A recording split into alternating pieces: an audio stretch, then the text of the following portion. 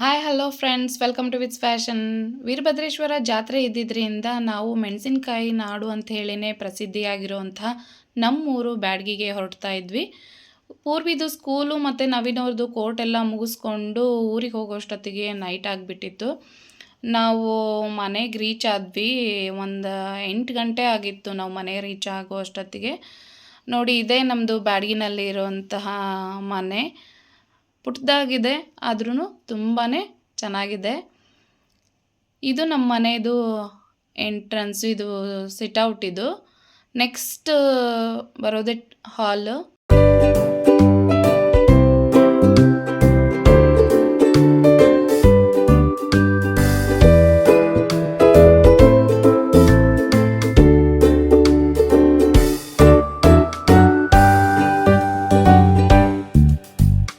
Night ಎಲ್ಲರೂ ಒಟ್ಟಿಗೆ ಸೇರಿದ್ರಿಂದ ನಾವು ಸ್ವಲ್ಪ ಚೇಂಜ್ ಇರಲಿ ಅಂತ ಬ್ಯಾಡಗಿಯಿಂದ 4 ಕಿಲೋಮೀಟರ್ ದೂರದಲ್ಲಿರುವಂಥ ಈ ಕಾಟೇವಾಡಿ ಡಾಬಾಕ್ಕೆ ಊಟಕ್ಕೆ ಅಂತೇಳಿ ಹೋಗಿದ್ವಿ. ಇದು ಪ್ಯೂರ್ ವೆಜ್ ಆಗಿರೋದ್ರಿಂದ ಊಟ ತುಂಬಾ ಚೆನ್ನಾಗಿದೆ. ಹೈವೇಗೆ ನಿಯರ್ ಇದೆ. ನೀವು ಕೂಡ ವಿಸಿಟ್ ಮಾಡಿ, ಟೇಸ್ಟ್ ಮಾಡಿ. ಬೆಳಗ್ಗೆ ಗುಗ್ಳಕ್ಕೆ ಹೋಗಬೇಕಾಗಿರೋದ್ರಿಂದ ನಾವು ಬೇಗನೆ ಎದ್ದು ಪೂಜೆನೆಲ್ಲ ಮುಗಿಸ್ಕೊಂಡು ಗುಗ್ಳಕ್ಕೆ ಹೊರಡೋದಕ್ಕೆ ರೆಡಿ ಆದ್ವಿ.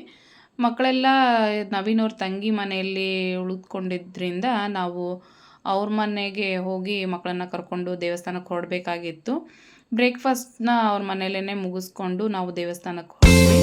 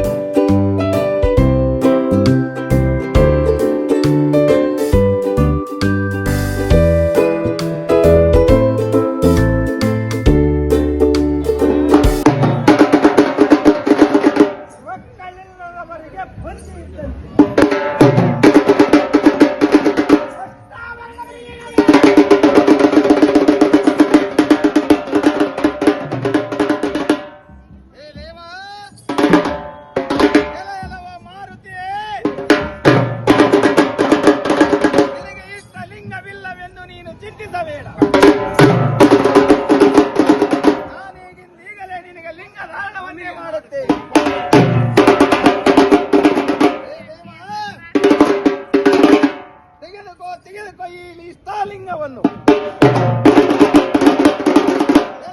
ಮಾರುತಿಯ ಕೇಳು.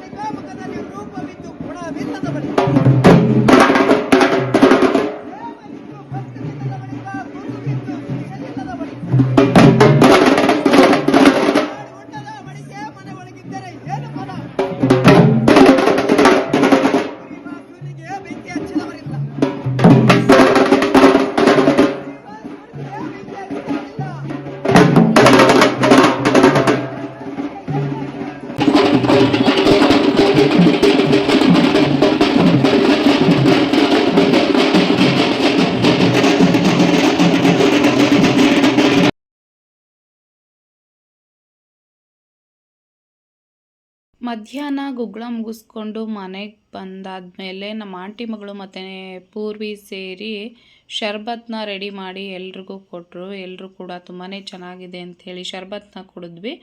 ನಮ್ಮ ಆಂಟಿ ಆಲ್ರೆಡಿ ಎಲ್ಲ ಅಡುಗೆಗಳನ್ನು ಮಾಡಿ ಮುಗಿಸಿದ್ರು. ಹೋಳಿಗೆ ಮಾಡೋದೊಂದೇ ಇತ್ತು. ಹಾಗಾಗಿ ಅವರು ನೈವೇದ್ಯ ತೊಗೊಂಡು ದೇವಸ್ಥಾನಕ್ಕೆ ಹೊರಡಬೇಕಾಗಿತ್ತಲ್ವ. ಹಾಗಾಗಿ ನಮ್ಮ ಮಮ್ಮಿ ಮತ್ತು ನಾನು ಇಬ್ಬರು ಸೇರಿಕೊಂಡು ಹೋಳಿಗೆನ ರೆಡಿ ಮಾಡೋಣ, ಮಧ್ಯಾಹ್ನ ಊಟಕ್ಕೂ ಆಗುತ್ತೆ. ಅಲ್ಲದೆ ಮೊದಲು ನೈವೇದ್ಯ ಮಾಡೋದಕ್ಕೆ ಹೋಳಿಗೆನ ರೆಡಿ ಮಾಡ್ಕೊಡೋಣ ಅಂತ ಹೇಳಿ ಹೋಳಿಗೆನ ರೆಡಿ ಮಾಡಿಕೊಟ್ವಿ. ಅಮ್ಮ ದೇವಸ್ಥಾನಕ್ಕೆ ಹೊರಡೋದಕ್ಕೆ ಅಂಥೇಳಿ ನೈವೇದ್ಯನ ರೆಡಿ ಮಾಡಿ ನಮ್ಮ ಆಂಟಿಗೆಲ್ಲ ಕೊಟ್ಟರು. ದೇವಸ್ಥಾನಕ್ಕೆ ನಮ್ಮ ಆಂಟಿ ಕೂಡ ನೈವೇದ್ಯನ ತೊಗೊಂಡು ಹೋಗಿ ಬಂದರು.